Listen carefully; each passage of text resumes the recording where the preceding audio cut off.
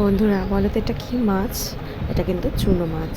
আর এই মাছটা আজকে আমি রান্না করছি।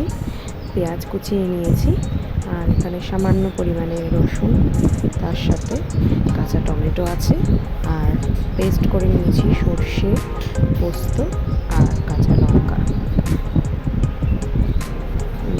এই যে পেস্ট করা আছে খুব সামান্য।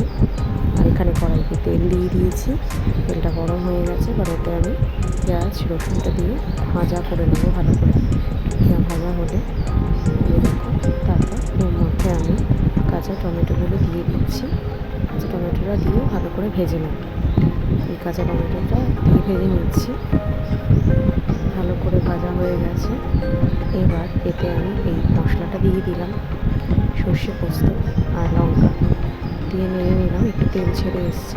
আর এই যে দেখতে পাচ্ছ আম, এই আমটা সামান্য একটু টুকরো আমি একটু গ্রেট করে দেবো একটু টক হওয়ার জন্য, যেহেতু আজকে আমি চুনো মাছের টক বানাচ্ছি। তো আমি ঘষে দিয়ে দিয়েছি ওর মধ্যে। এবার মাছটা দিয়ে একসাথে নেড়ে নিচ্ছি যতক্ষণ না তেল বেরিয়ে আসছে। তো এইভাবে আমি নেড়ে নিচ্ছি একটু ঢাকা দিয়ে।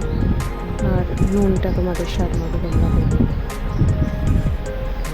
আমি নাড়ছি, মাছটাও ভাজা ভাজা হচ্ছে মশলার সাথে। তারপর একটু ঢাকা দিয়ে দেবো। ঢাকা দিয়ে দিয়েছিলাম, তারপর হালকা করে তেল বেরিয়ে এসছে। আর এই যে আমার রেডি।